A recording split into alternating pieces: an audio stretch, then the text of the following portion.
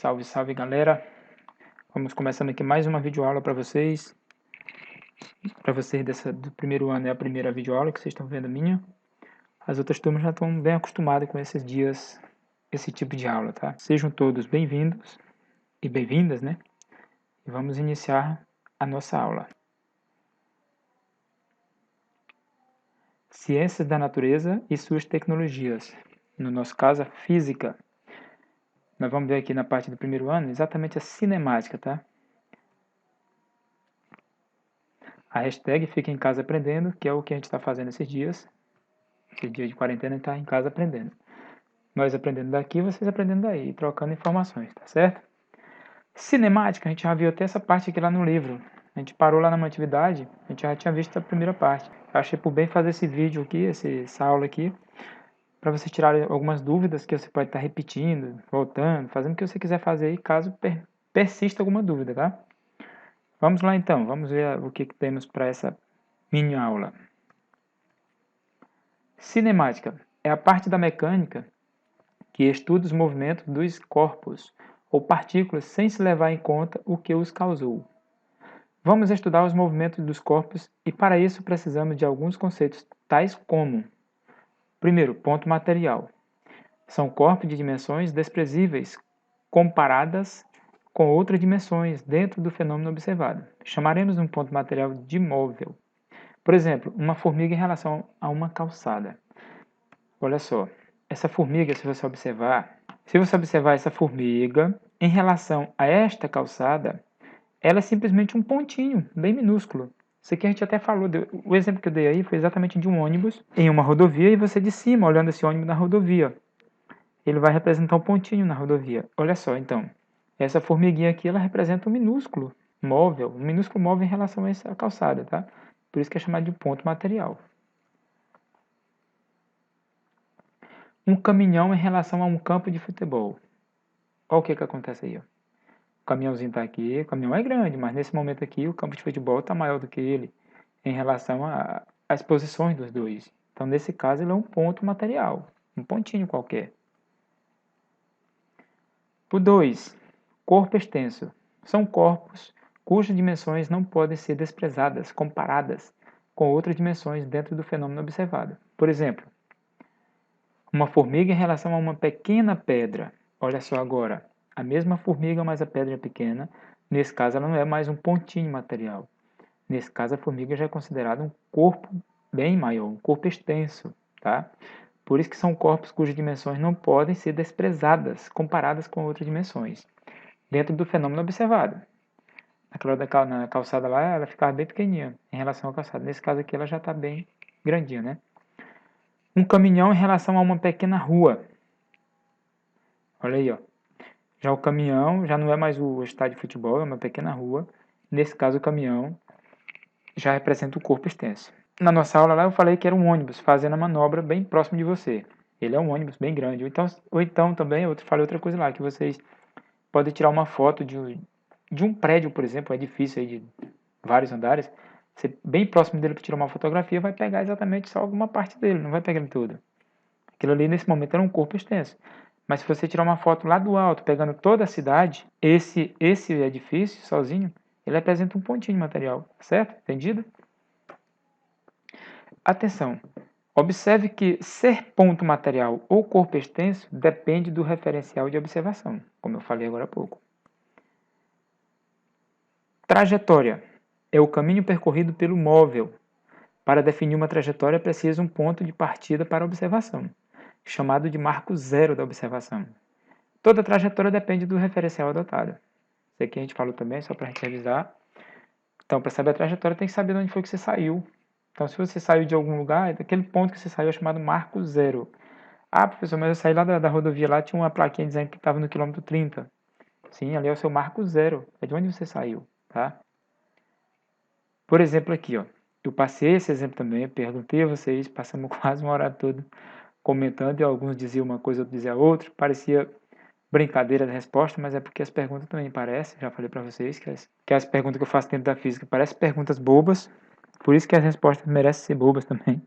mas parece somente, não são. Eu perguntei para vocês que se você está dentro de um avião e solta algum objeto, no caso aqui uma bolinha amarela, você soltou essa bolinha e o avião está indo nesse sentido aqui, ó, da esquerda para a direita, na horizontal, eu perguntei qual seria a visão da pessoa que está dentro do avião soltando essa bolinha. Aí muitos responderam que a visão dele era enxergar ela para trás. Eu até perguntei na sala de aula para vocês qual seria a trajetória dessa bolinha quando solta de cima do avião. Aí eu perguntei se ela ia para trás, se ela descia verticalmente ou se ela iria para frente. Aí a maioria responderam que era para trás. Vocês lembram? E aí depois falei, não, vai para frente. Mas por que vai para frente? Sim, a pessoa que soltou essa bolinha aqui dentro do avião, quando chegar bem aqui nesse espaço, o avião já está lá na frente, ela continua enxergando a bolinha descendo. Ela vai ver a bolinha descendo na vertical. E para ela ver na vertical, exatamente acontece aqui, ó. O avião está lá na frente, a bolinha está aqui, continua na vertical. O avião mais na frente, a bolinha caiu, na vertical. Então, a trajetória dessa bolinha foi exatamente no sentido que o avião está indo, ó. Porque como fala, é porque o avião está indo nesse sentido e nessa direção, de esquerda para a direita, então a bolinha também tende a fazer o mesmo percurso, mas só que há outras forças aqui exercendo sobre ela. No caso, a gravidade que fez com que ela caiu aqui é uma das maiores forças. Então, a trajetória dela é exatamente para frente, tá, pessoal? Eu até perguntei também assim, quando você joga uma lata de refrigerante vazia, por exemplo, pela janela de um carro em movimento, a pergunta é, essa latinha vai rolar para trás, ela vai cair e ficar quietinha lá ou vai tentar rolar para frente? Aí a maioria pensa que ela vai rolar para trás. Ela, na verdade, vai ficar para trás porque o carro está com outra velocidade e vai passar dessa latinha. Mas a latinha, a tendência dela é ir para frente. Você joga, ela sai rolando para frente até parar. Por isso prova aí que quando você pula de um carro, você cai para frente, você não cai para trás. Se pular de um carro em movimento, a tendência sua é bater com o rosto no chão, dependendo do pulo que você fizer, tá certo? Então a trajetória aqui é exatamente essa. Soltou a bolinha no ar, ela segue essa trajetória, por onde eu estou passando a bolinha vermelha. Tá certo? Observe que quem estiver dentro do avião verá o objeto cair em linha reta. E quem estiver na Terra verá um arco de parábola, que foi o que eu acabei de falar. Ó. Quem estiver dentro do avião vai ver linha reta, porque no momento 1 aqui, ó, tá aqui. No último momento lá, continua aqui, ó. Se a pessoa estiver olhando pela janela aqui, continua vendo caindo reto. Se ele tivesse caído para trás, aí a pessoa não enxergava mais a bolinha. Ou se tivesse caído lá para frente, também não enxergava mais. Ela vai acompanhando o movimento do avião. Certo? Posição é a localização do móvel na trajetória, medida em relação a um ponto que será a origem dos seus passos. Representaremos a posição usando a letra X. Qual seria a posição aqui? Ó? Nós temos aqui 0, 10, 20, 35 km, tá? X quilômetro aqui, ó. Posição 1, igual a 10 km, igual a 10 km. Então, na posição 10 aqui, ó. X1 igual a 10 km. Posição 2, 35 km. X2 igual a 35 km. É a posição que ele se encontra.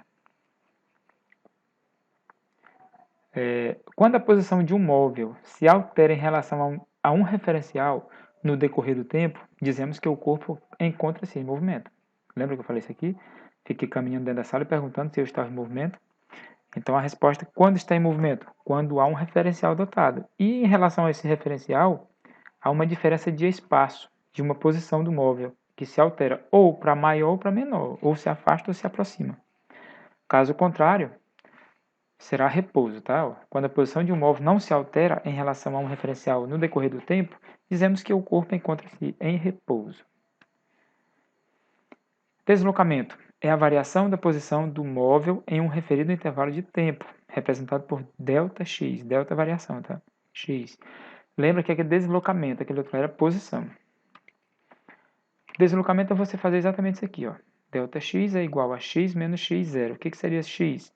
É o deslocamento, a posição final dele. E x0 é a posição inicial. Então você faz a posição final menos a inicial, dará o deslocamento da pessoa. Onde x é a posição final e x0 é a posição inicial. Vamos ver? Aí esse ônibus aqui estava aqui na posição inicial, 10, e a posição final dele é 35. Então você faz posição final, que é o x, ó, e a posição inicial, que é x0. Então 35 menos 10, ó, 35 menos 10 dá igual a 25. Então o deslocamento desse móvel aqui é 25 km.